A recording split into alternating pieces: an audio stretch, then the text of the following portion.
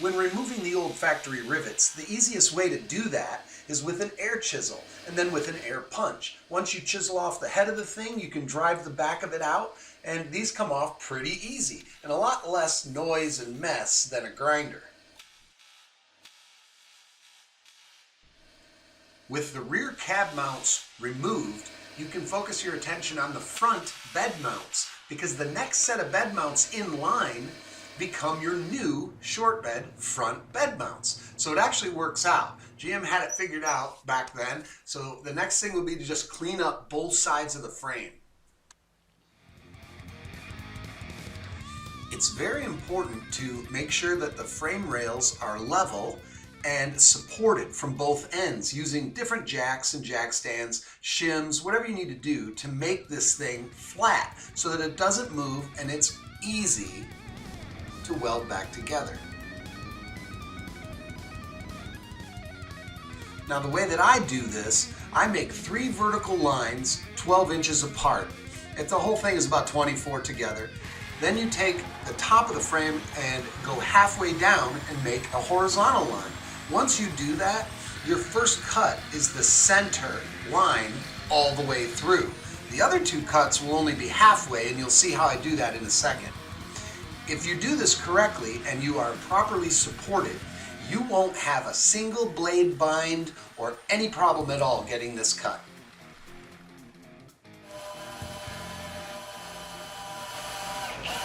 I use a hole saw to go through the frame in 2 spots. This makes the relief cuts easier, so my horizontal lines match and my vertical lines match. It also enables me to use the plug I take out of the hole saw to use as a template, so my radii are perfect.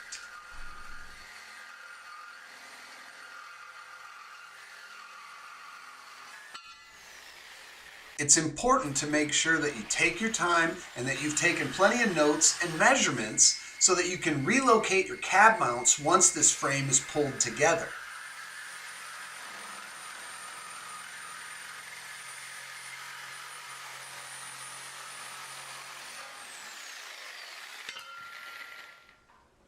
This is what I used the plugs for that I took out of the hole saw. It just makes it easier to mark, and you know you're going to get the measurement exactly right. So when you pull them together, they match perfectly. You got to get this frame welded square or you are going to have one big mess. Once you have both sides properly cut, you can roll the rear of the frame forward, clamp it securely in place, dead flat everywhere you can get it, and start your welding. I weld both sides, and then I was able to grind down and dress the front side, and on the rear we'll either do a fish plate or a full box, which isn't done yet in this video, but it does in fact get done. If you do this right, you won't even be able to tell that frame was cut. The next major part of this production would be to take this boat anchor out and get it out of my way. This thing is just a tank. It's only a 6-cylinder, but listen to it hit the floor.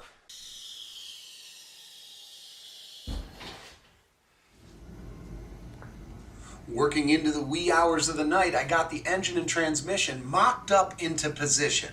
Now I got it sitting there, and it's sitting on the factory mounts that came from this 5.7 liter, and I'm going to try and use them, and actually I do. You keep watching, you'll see how I do it. Basically, I knew the motor needed to come down to lower the center of gravity. You want your engine as down and as back to the center of the vehicle as you can get it. Well, these mounts, they hit. So what I did was I lifted it up, pulled the exhaust manifolds, flipped them around, made some spacers, and if you look carefully down there, you can see the mounts, I drilled holes and they hit cross member almost perfectly. All I had to do was drill some holes and get some spacers under them. Let's look at the other side, because that one is almost as perfect.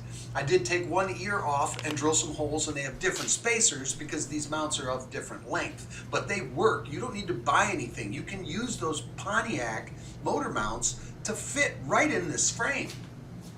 The next thing I needed to do was get the cab mounts, the rear cab mounts, put back on the frame. And it's pretty easy from my notes that I put them in the right spot. I put new cab mounts, dropped the cab down onto it, and it bolted into place almost perfectly the first time.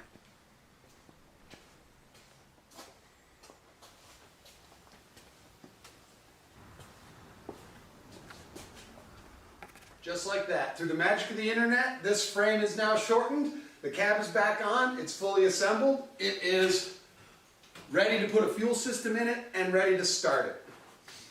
When this truck arrived to me, it had a lot of the work was done already on the suspension, but it came with some new parts. The new parts that it came with, you would think normally, oh sure, you can use this, you know, it's a brand new tank, it drops between the frame rails. Couple problems. The first problem being, we got an air tank and a couple of compressors that are right in the way. Not a big deal, we already shortened the frame, of course we can relocate this stuff. I still have to chop 8 inches off the back of this to get the short bed on it. Even though I would move that stuff, that's no good because this isn't the right tank. This is a tank for a carbureted system. It does not have a pump in it. Fine, you say, put an external pump. Have you ever heard those? They sound like little jet airplanes under your car, and to be honest, that's not what we want. You don't hear fuel pumps in modern cars unless you listen very carefully because they're in the tank. I'm not going to buy a kit and put it inside here. This thing is a couple $100. It can honestly, it can go to someone who will use it in the future. I'm not going to use it. We've got a really good in-tank system coming that I'll be able to run all of my lines tight, concealed, and it'll be EFI powered for the LS engine.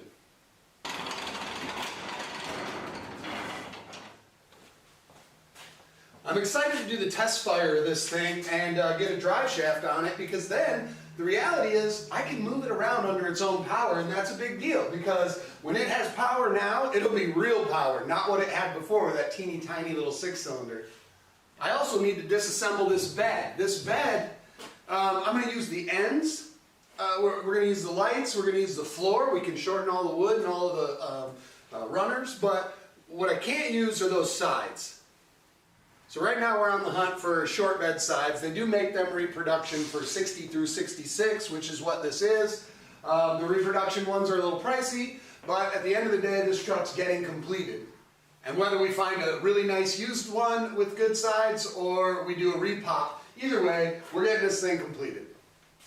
This is the part of the build that I needed to reconnect the steering. I need to get steering and brakes on it so I can push it outside, move it around the shop, do whatever I need to do. Now, we are going to put power steering on this thing, but for right now, it's got the manual steering gearbox on it, and this will do for the time being.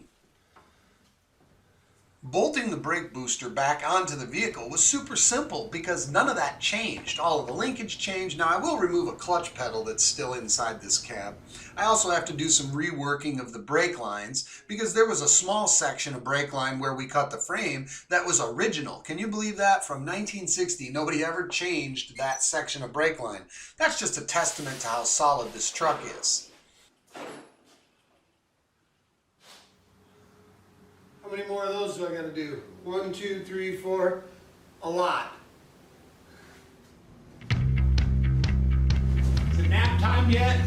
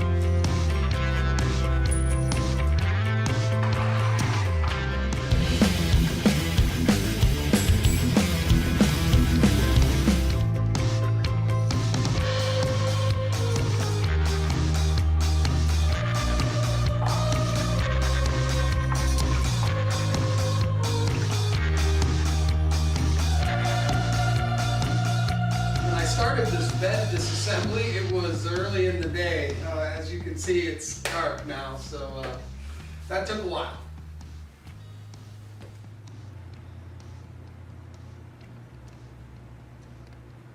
A lot of the parts have been showing up for this LS1 engine, and I'm almost ready to start it. But one of the first things I needed to do was get power to the airbag system so I could control it. And if you guys know anything about RideTech air suspension, they are Bluetooth controlled, and you need a compatible phone, which I did not have. So long and short of it, I had to borrow one of the kids' old iPhones and download the app and get it to talk to the system so that I could air it up and do what it needs to do. Right now, it does in fact work. If I knew how to even function these, I don't have this, I have the other one. All right, here, let's see if we can get something to occur.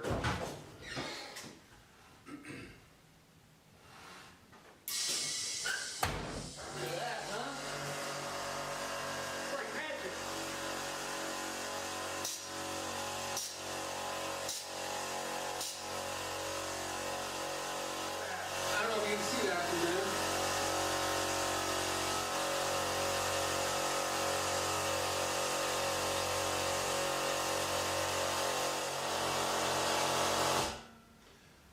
$149 PSI inside of that tank, so don't drill a hole in it.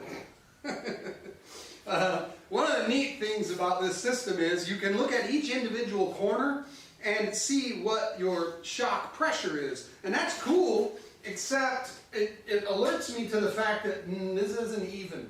It's not even at all. Now if it were a race car, that'd be okay. You could bias it for the track you were on, but that isn't this. Now I'm not going to get too particular about it because the full weight of the body isn't on it, so it doesn't matter. But now that I have this, I'll be able to dial it in. Like this one here shows a little light. Huh?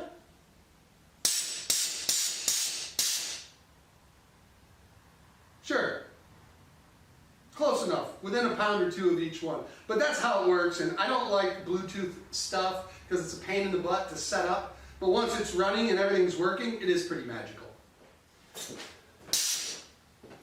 I don't know why it's doing that. I didn't tell it to. Maybe I bumped it. But, oh, I know why. Because it was going back to ride height.